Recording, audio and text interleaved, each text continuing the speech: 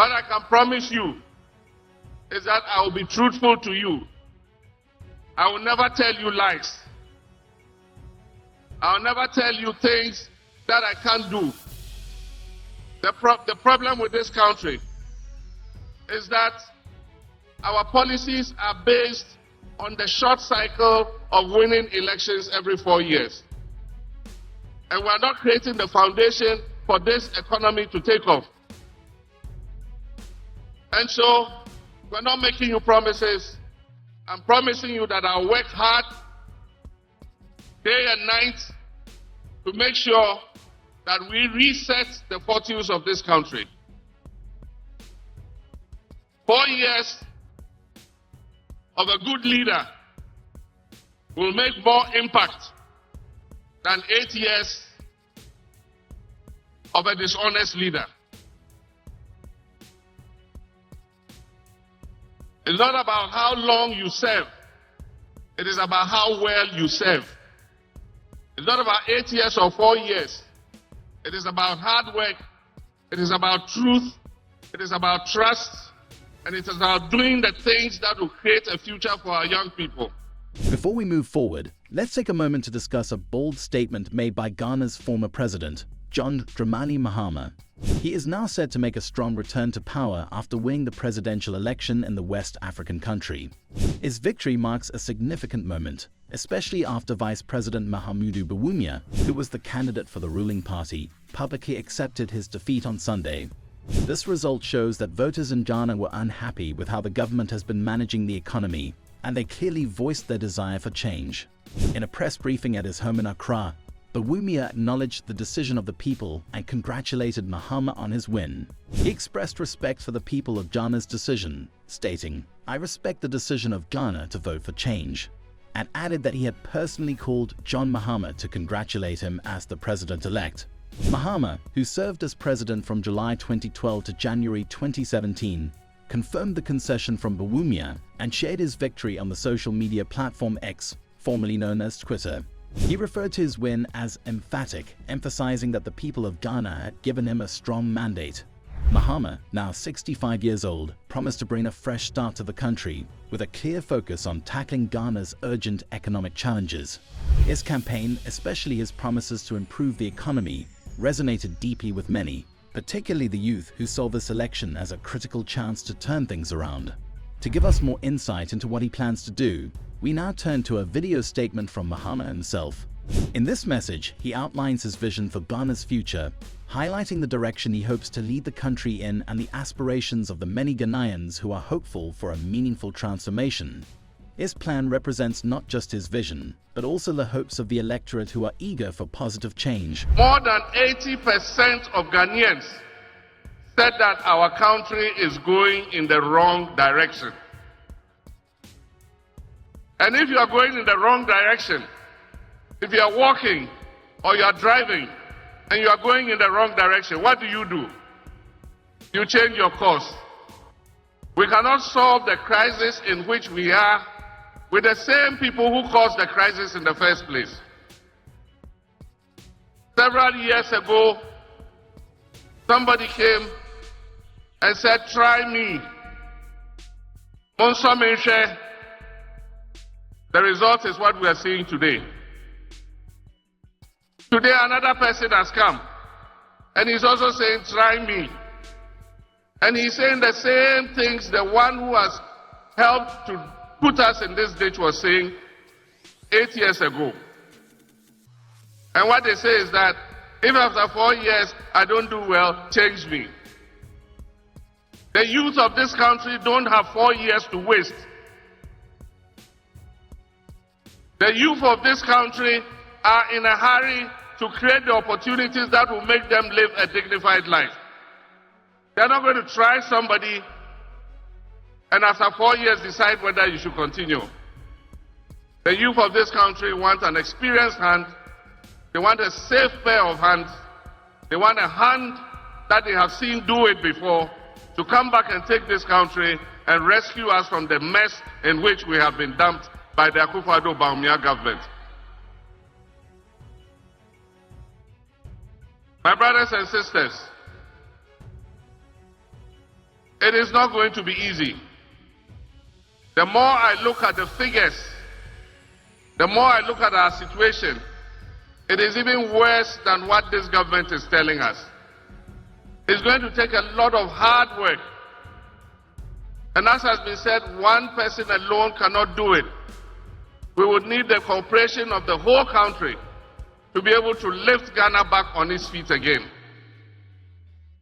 I've been out of government for almost 8 years now. I did my best. I wouldn't say things were perfect, but at least we're making progress. What I can promise you is that I will be truthful to you. I will never tell you lies. I will never tell you things that I can't do. The problem with this country is that our policies are based on the short cycle of winning elections every 4 years. And we are not creating the foundation for this economy to take off. And so, we're not making you promises. I'm promising you that I'll work hard, day and night, to make sure that we reset the fortunes of this country. 4 years of a good leader will make more impact than 8 years of a dishonest leader. It's not about how long you serve. It is about how well you serve. It's not about 8 years or 4 years. It is about hard work. It is about truth. It is about trust. And it is about doing the things that will create a future for our young people. And that is why the NDC is calling on you on 7th December to do your duty to your God and country so that we can turn this nation around. This government is living in an illusion. They are living in a dream world. They are living in a fantasy world. Because if you are not living in an illusion, when people are hungry, how can you tell them they are satisfied? We can feel the pangs of hunger, and yet this government tells us we are satisfied, and that never in Akufo-Addo's government have people gone hungry. Meanwhile, the statistics clearly show that 8 million of our citizens last year in 2023 went 24 hours without food because they couldn't afford to buy food. Meanwhile, the statistics tell us that almost 2 million of our young people are sitting at home. They are not in school, they are not in education, they are not in training, and they are not in employment. They are just sitting at home idle. And most of them are still living in their parents' houses because they don't have an income to be able to start a life of their own. The statistics tell us that unemployment has risen from just above 8% in 2016 to 14.7%. And yet, they say things have never been this better. And they have the audacity to compare themselves to our first president, Osajifo Dr. Kwame Nkrumah. How can you compare this useless government that has led Ghana into such crisis to the government of Kwame Nkrumah?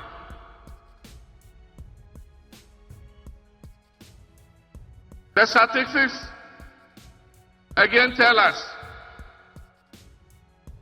that things are not well with this country. All the statistics.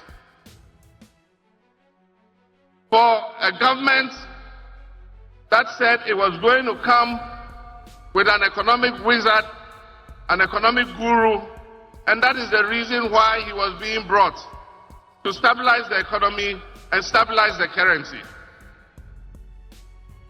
To take the cedi from 4 cedis to 16 cedis and tell us that, clap for us, we've done well.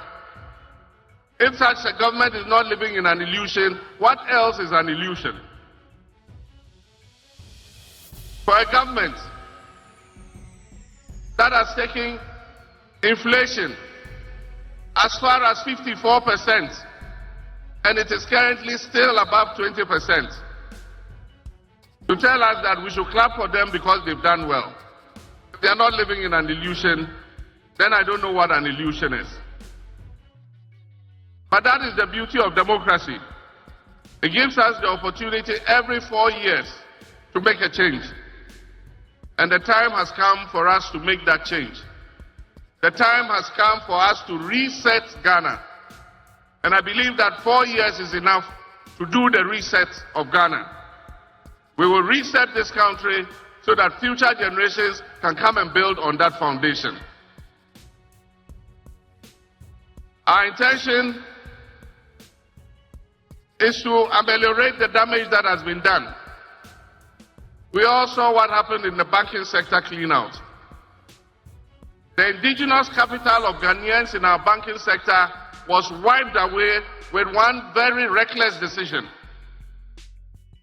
And so today, most of our people who were working in the banking sector for these banks are today unemployed, and I'm sure there are some of them here.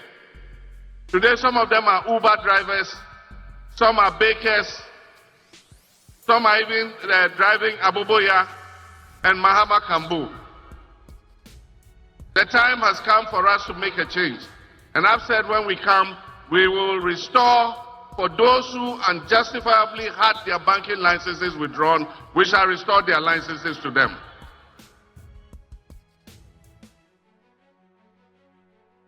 So that we can create more employment for our people. The debt restructuring has given people haircuts, and that's what Nana was talking about.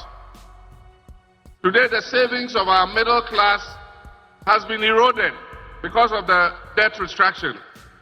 Our pensioners, and I'm sure there are some of the pensioners here, your provident fund that you used to buy bonds and other things, in order that when you go on pension, you'll be able to buy your medication and be able to look after yourself. Today, this government has endangered your future. Many might not live long because they cannot afford to buy medicines. And this government does not deserve 1 day longer. But our constitution says they still have 5 months to go. But come December, we must take the decision that will change the trajectory of our country. The world is waiting for a signal. Ghana is waiting for a signal. Investors are all holding on because they want to see what will happen in Ghana. We must take a decision on 7th December that shows the world that we are serious people. And that we know that our country needs a turnaround. And so 7th December, let us all make sure we come out in our numbers and we vote so that we move this government out. Let us not lose hope. Let us have hope, because I can assure you that the next NDC government is a government that will restore hope and create opportunities for our young people.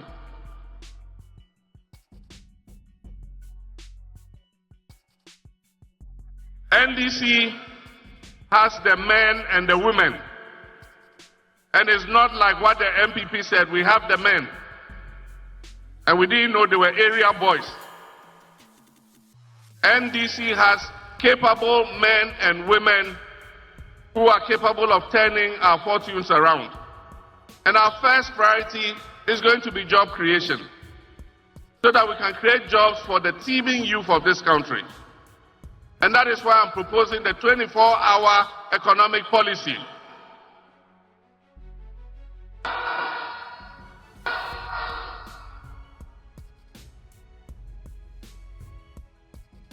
The policy is going to be linked with aggressive food production and modernization of our agriculture.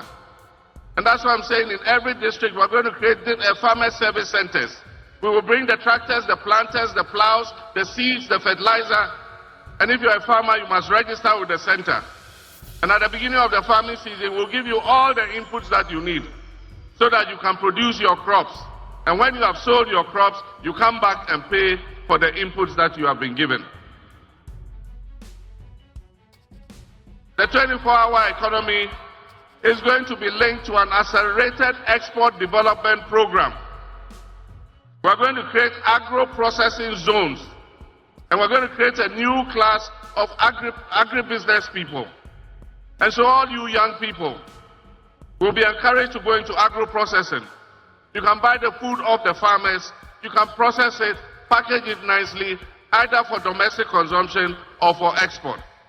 And there's going to be an accelerated export development program, of which I, the President, will be the chairman, to make sure that we increase the exports of Ghana.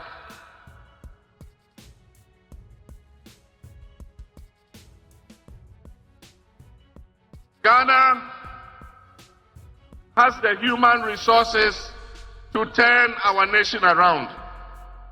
Ghanaians are capable. Ghanaians are capable. They need the right leadership. They need a selfless leadership. And that is why I'm saying that governance is going to be a key platform of the new government.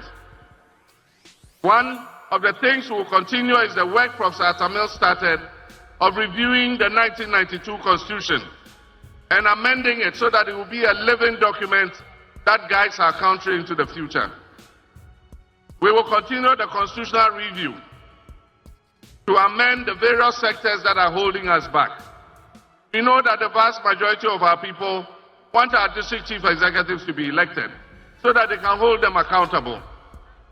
We will look at the work the Constitutional Review Committee did, and I think that in 4 years we can forge the consensus that will amend the Constitution and make it a better document for us. Another aspect of governance will be to strengthen the institutions. We're going to work with the judiciary.